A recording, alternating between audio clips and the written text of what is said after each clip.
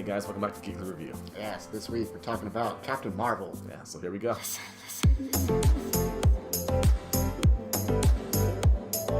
welcome back to Geekly Review. We're your hosts. I'm Andrew. I'm Jay. The newest Marvel Cinematic Universe movie. The one leading up right before Endgame. And it was... Bit of a letdown. I wouldn't say letdown. People didn't talk, obviously, about this whole movie before I saw it. There was some reviews and other people saying, their opinions, how it's probably the worst Marvel movie they've ever seen. Some say it was really good. Yeah. I kind of fall more towards the worst Marvel movie I've ever seen, honestly. I'm not saying it's the worst movie I've ever seen in general. It's just compared to the rest of the Marvel movies, which have been, most of them have been spectacular. Majority of them have. Yeah. This one was kind of the biggest letdown for me. Yeah. I think I'm kind of on the same page. I want to make my own, thoughts going into the movie. I tried not to listen to anything, any comments or read any comments. So I walked in, just whatever expectations, but it just was boring.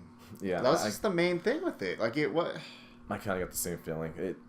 Because the movie starts off where it's Captain Marvel. She's on a spaceship, or she's out in Kree space with her crew, with Jude Law, and that's another. I'll kind of go on a positive note. I don't think a lot of the acting is pretty decent in the movie. Yeah, Jude Law was fantastic. Jude Law is really good. He's always good at everything. Brie Larson was fine.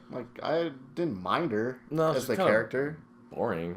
She kind of lent it to the movie. I don't know if that was her, though. I think it was just the movie, man. Yeah. The movie, that's the biggest thing with this movie. It's just, it's boring. There's not a lot. I don't know, man. I wanted to. I feel like this movie, it had so much potential. It could have been so much more. It could have been really, really good. Yeah. But yeah, it's an origin story movie, so you kind of know there's gonna be pretty much formulaic with some. Some of the origin movie type stuff. Yeah. So, it just kind of goes back with her, because she's already the Kree, but then trying to remember what happened to her, how she got her powers. And a lost memory origin. That's basically what the movie, it's a lost memory origin type movie. Yeah. And there's not a lot of stuff. I feel like... they finally introduced the Skrulls into the universe. They had the Skrulls and the Kree. They had the Kree before in other movies, but... there's just a whole bunch... Yeah, there's so much more behind that. The Kree-Skrull war and stuff like that, and it just kind of, was... Blah. And I felt they tried or forced to shoehorn her into, the overall universe as a whole, where it kind of didn't make sense a lot from... things that happen in other movies and things that are said in other movies. Where she's the origin of the Avengers, she's the reason behind. Oh yeah. All that stuff and. Yeah, because he started making the Avengers Initiative because of this. That's so sorry. Full spoiler alert, guys. We always do that in all the movies, or all our videos, but full spoilers. Yeah, that's how, because of this movie, now Nick Fury started writing the Avengers Initiative when. What was it in? When did he? I don't remember what he said. It was in Thor's. 90s. Oh, he said it because of Thor. That's in Avengers. He stated that that when Thor landed on Earth, it came to Earth, and Loki came after him, or that robot came after him for Thor. That they now see there's another threat, from other planets and beings and stuff like that. So that's why he weaponized the Tesseract to defend themselves or be able to defend themselves from things like Thor, in case they weren't friendly.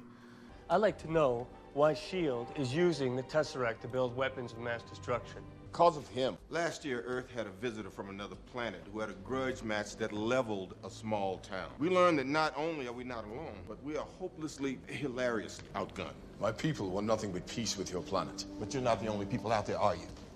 And you're not the only threat. But then you have Captain Marvel, who Nick Fury met. Yeah, but I guess he was he was recruiting the Avengers before Thor, though. He was it was before But they didn't really mention any extraterrestrial threats before Thor. And I think, at least that's what they said in the Avengers. But yeah, Mr. Stark, you become part of a bigger universe. You just don't know it yet. Who the hell are you? Nick Fury, director of S.H.I.E.L.D. Oh. I'm here to talk to you about the Avenger Initiative. Yeah, I think so. I'll have to rewatch it again. But I'm Probably, pretty yeah. sure he said something about Thor's the reason why we weaponized the Tesseract, and then because they weaponized the Tesseract, yeah, maybe, but not. Oh, yeah, not starting the Avengers Initiative, because yeah, he stood that before Thor. Yeah, no, so. he was recruiting like Iron Man and stuff like that, or wanting to recruit. So I guess that kind of makes sense. I guess it's not a total as far why he's starting the Avengers Initiative. Well, no, I'm saying like why he weaponized the Tesseract and why he felt that threats from other planets were coming because of Thor. But then, like I said, in the 90s, he knew about other threats coming to Earth and things like that. But I don't know. Yeah, it's a 10-year-long series of a bunch of different movies. But, it's true. And then like the Tesseract itself, like how did Marvel get it if Howard Stark fished out of the ocean whenever Captain America went down within his movie? They had Howard Stark's the one who pulled it back out. And then Marvel had it in the 90s. And yeah, I don't know. I mean, I guess you got to kind of make an assumption there. I mean, because she was working undercover with a government agency. So you got to just kind of make the assumption that they were, they're probably in league with, Howard Stark. And, they're making weapons anyway. Yeah. Like back then. That's true. So, yeah, it's something like, you just I guess you gotta make the assumption for that. Yeah. But I mean, otherwise, like I just feel like this movie, because I mean, it's the majority of it is on Earth. It takes place on Earth, and you kind of you knew that going in, cause with Fury and Coulson and stuff. Like it was cool seeing Coulson back. Yeah, that was awesome. Nick Fury kind of took a backseat in this movie to me. He did. He was a comic relief character at best. That was weird. Like. It's good. I mean, I like Samuel L. Jackson can do anything, and it's he's good. A great actor, he's great, but it's weird. It's like, he's kind of like a light-hearted, goofy. It's like so now it's like it's not the Nick Fury you're used to seeing. Yeah, in like 13 years he becomes like the hard-ass espionage type. Like, but yeah, it was a really big character swing for him. I just feel like this movie could have been much more better. Like if it just was more in space. I don't like because the beginning scene was pretty cool. Like they were doing the space mission with the team. Invading the planet. And that was probably one of the best parts of the movie. Honestly, like the beginning, that's one of the best parts of the movie. I kind of was like, oh wow, this is gonna be a pretty. I was like, okay, and then it just dropped. It just dropped off. It went nowhere. Yeah, and then the 90s nostalgia stuff that it was really trying to force in, and even that kind of took it. They wasn't. Yeah, the movie basically is she gets on Earth because the people not the Kree but the Skrulls. The Skrulls are looking for the Tesseract basically, or the power source that they called it. Yeah. And so they trace it back to Earth. So she was there. They're trying to get information from her. Then she escapes, crash lands on Earth because I think they were just in the orbit. Right. And so she crash lands on Earth, and that's when she meets Nick Fury, and they work together to try to. First stop the Skrulls, and then they team up with them, and they made the Skrulls end up being good guys, and I don't know. I mean, I think in the comics are primarily portrayed as evil and bad. In this movie, they're lighthearted, friendly beings. Yeah, they're just looking for a home. I mean, there might be. I haven't read a whole lot of it, but from what I have read, I mean, they're usually portrayed as usually evil and bad. Yeah, so I don't know. There's not a whole lot more to talk about. I mean, other than that, she, for most of the movie, her powers are constrained, and then the climax is, when she unleashes it, and she goes full Captain Marvel. Human Torch, it looks like. Human Cosmic Energy Torch, pretty much. Yeah. And and then you're expecting it to be even good then too. Okay, cool. She's got her powers. Let's go. And even that, it's just kind of anti-climactic. I think the problem is with the character right now is because is she too powerful in a sense to where they can't have anybody fight her? So there is really no threat in this movie. Yeah, in this movie especially, it was shown in this movie, and then. Because she was just basically flying through ships and destroying things and catching giant even against the accusers Ronan. They brought Ronan back in the movie too. It's cool seeing Ronan again too, but you didn't do anything. And the great fight scene with "I'm Just a Girl" playing in the background. The music it made it silly, not not awesome, cool that it could have been. Yeah, because they had some cool technology they were working with, like with Jude Law and his little like telekinetic gauntlet things he was using. Oh yeah, those things are awesome. The gravity gauntlets. Gravity gauntlet. They had some cool stuff, and then it just kind of made it silly with like No Doubt. Once all of a sudden Gwen Stefani starts singing, it's like it made it really, really silly and kind of took me away from the whole fight as a whole. Yeah. And just didn't go. Okay, and then how Nick Fury. So the last thing, this thing, how he lost the eye. That was up there to me with how Han Solo got his last name. I thought it was dumb. Yeah, and stupid, and they could have did it so much better. Scratched by a cat. That's what happens. Yeah, a kitty scratches his eye. Not even like in a cool way, not like in an alien way. No, it's a mutant. It's literally just he just swiped it, which I mean that was kind of cool. Like when it was eating things. Oh yeah. Like before it was like because it was like alluding, it was like that's not a cat, or they didn't know it was a cat, whatever the name was. But then how he lost it, he just scratched it. It was a cat scratch. It was just a cat. Oh, I don't know, man. Yeah, like I said, Nick Fury was just comic relief in this movie. Yeah. Samuel Jackson, he was entertaining to watch, and he did well in the role, but just the writing, it just goes back to writing, and to me, this movie didn't really have good writing. It could have been so much better than what it was, and...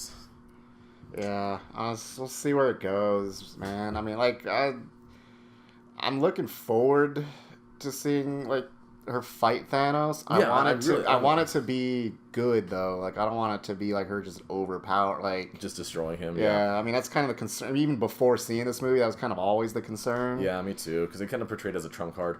Yeah, which I think of 10 years of building this legacy of cinematic movies, and it just to have a trump card at the end. I hope not. I hope she just helps out and have a good, a cool fight. Because I think it has the potential to have a good, a cool fight with her. I mean, nothing against Captain Marvel. I hope the original characters shine in this Endgame movie. And then if they want to do more later with Spider-Man, Black Panther, Captain Marvel, in a next arc or then that's keep great. Going forward, having her fight actual people that can at least be entertaining to watch. Yeah, exactly. Make it a threat. Make the audience feel the threat's there.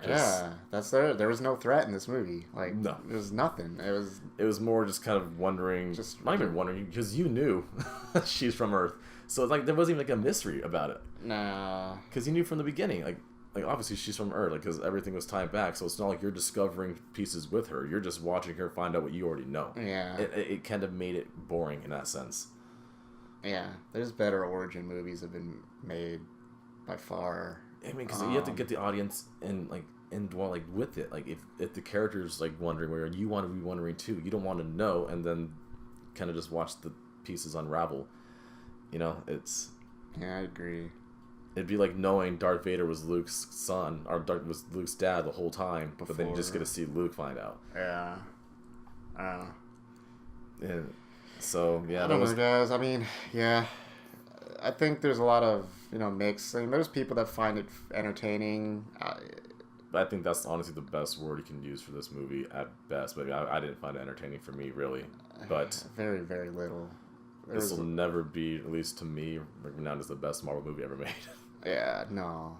And like I said, it didn't have to be, but I was at least expecting it to just a good movie to watch, and it was just not that. It was boring. I don't know. That was it. I just keep saying it, but that's that's pretty much what it was, man. Well, honestly, disappointment. I'm excited for Endgame though. Yeah.